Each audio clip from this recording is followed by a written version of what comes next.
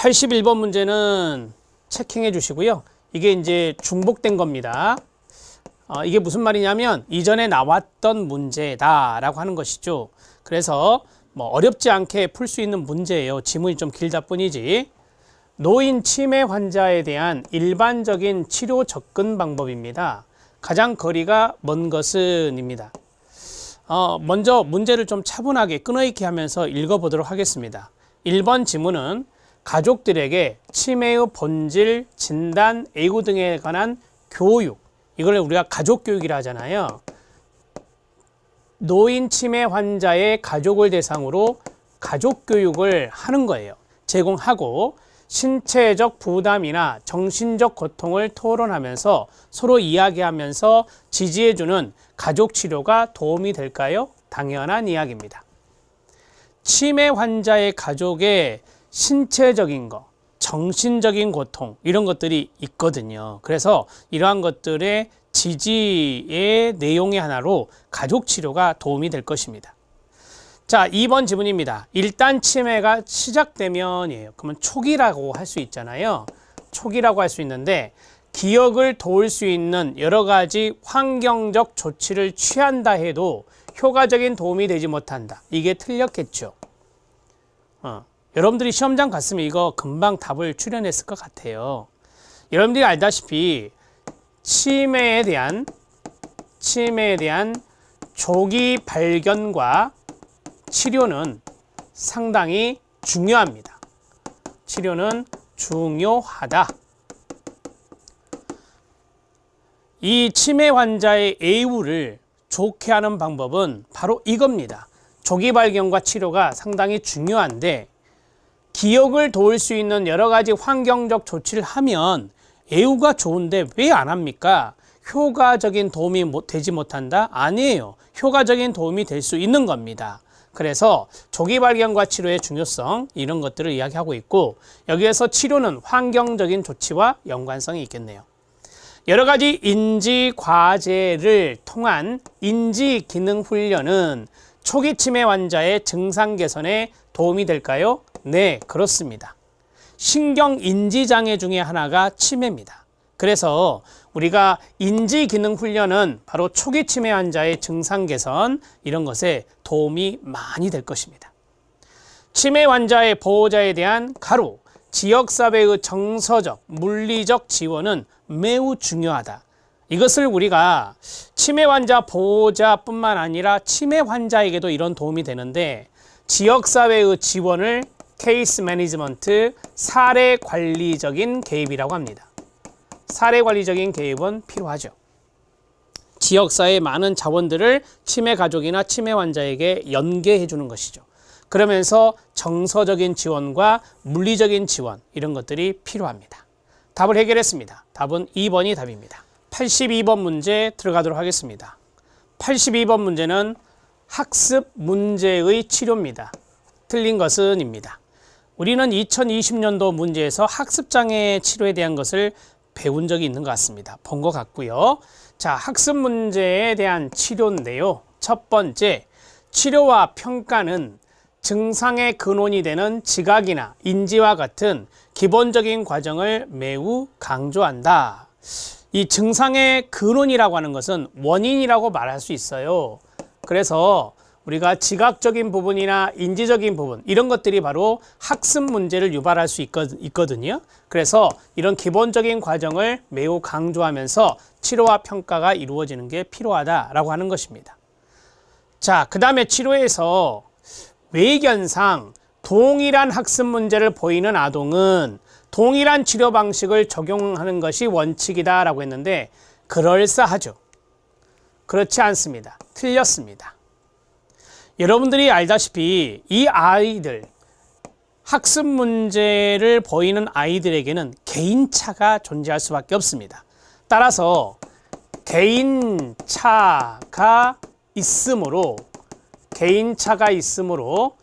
자, 이 아이와 이 아이의 학습 문제가 동일하다 하더라도 여기 안에는 분명히 차이가 존재한다는 것을 인식해야 돼요. 개인차가 있기 때문에 개별적인 접근을 해야 됩니다. 개별적인 접근을 하는 것이 원칙입니다. 이렇게 정리할 수 있습니다. 2번 지문이 잘못되었어요. 항상 이것을 기억하십시오. 어떤 문제든 간에 개인차가 존재하는 것입니다. 따라서 개별화라고도 하는데요. 맞춤형의 개입을 해야 된다. 맞춤형의 치료라고 할게요. 맞춤형의 치료가 필요하다라고 하는 것을 이야기하고 있습니다. 자, 세 번째 들어갑니다. 학습 문제에 가장 많은 영향을 미치는 인지 과정은 바로 작업 기억력 또는 관리 기능으로 알려져 있다라고 했어요. 자, 학습 문제와 연관성이 있는 것이 가장 작업 기억력에 영향을 많이 받는다. 이 작업 기억 이퀄 단기 기억이라고 말할 수 있거든요. 여러분이 알다시피 이 작업 기억 단기 기억의 손상이랄까요? 쇠퇴라고 할까요? 그것은 해막, 그 다음에 전두엽, 전전두엽 피질이라 할 수 있습니다. 전전두엽 피질의 영역과 관련성이 있어요. 자, 여기에 해마에 문제가 있거나 전전두엽 피질 영역에 문제가 있을 때 우리가 단기 기억력, 작업 기억력이 떨어진다라고 말할 수 있어요. 이런 아이들이 바로 학습 문제를 일으킨다라고 볼 수 있습니다. 조금 더 나갔어요. 자, 그 다음에 학습 문제를 가진 아동 중 상당수는 주의력 문제 또는 우울이나 불안과 같은 정서 문제를 동반하고 있다. 네, 많이 알고 계시는 거죠. 학습 문제에서 주의력의 문제가 있고, 그 다음에 두 번째는 정서의 문제, 이런 것들을 동반하고 있는 것이 학습 문제 아동에 보이는 상당수의 이 내용들이 있다. 자, 정리가 되었습니다. 답은 2번입니다. 동일한 학습 문제가 있다 하더라도 거기에는 개인차가 존재할 것이다. 따라서 개별적인 접근을 하는 것이 원칙이라는 것을 기억하시면 됩니다.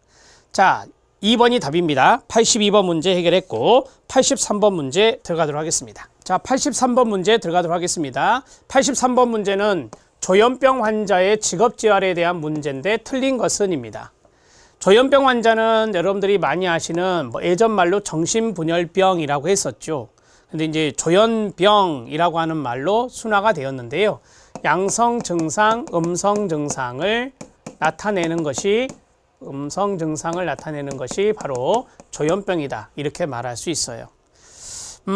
직업재활의 문제인데 여러분들은 이제 직업재활에 좀 초점을 맞춰서 이 문제 지문을 보시는 게 좋습니다.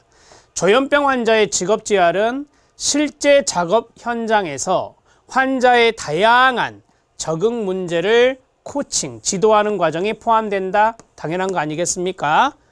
자, 여기서 중요한 부분은 바로 이거예요. 실제 작업 현장에서 조현병 환자들의 적응적인 부분이 있잖아요. 직장 적응이랄까요? 이 직장 적응, 직업 적응 부분을 코칭하는 것, 이런 것들이 바로 필요하다라고 하는 것입니다. 이걸 우리가 이제 조금 법률적인 용어로 이야기할 때, 이 고용과 연관성이 있잖아요. 그래서 지원 고용이라고 합니다. 이 지원 고용이라는 것은 선, 배치 후 지원입니다. 그러니까 먼저 직장에 배치하고 그 다음에 도움을 주는 거죠. 코칭이 바로 이제 지원이 되는 거예요. 이것이 이제 우리가 말하는 지원 고용의 하나입니다. 이거 지원 고용도 직업재활 중에 하나가 돼요. 자, 그 다음에 2번. 조현병 환자의 직업재활에 인지재활은 유의미한 영향을 주어 보다 성공적인 직업재활이 잘 유지되게 한다. 네, 맞습니다. 여러분, 여기에서 인지재활이라고 하는 것이 있어요. 어떤 사고적인 측면의 재활이죠. 사고적인 측면. 그러니까 조현병 환자에게 사고적인 측면에 문제가 있을 수 있잖아요. 그래서 그러한 부분에 대한 재활을 돕는다면 직업재활이 성공적으로 이루어질 수 있겠죠. 그렇게 생각하시면 되는 겁니다. 그 다음에 조현병 환자의 성공적인 직업재활은 가로 독립적인 생활을 할 수 있다는 것을 의미하기 때문에 직업재활은 정신사회재활의 가장 궁극적인 목표라고 할 수 있다. 여러분, 정신사회재활은 여기 사회란 말이 들어가 있어요. 이게 뭔지 아시죠? 지역사회에서 독립적인 생활을 유지하는 거예요.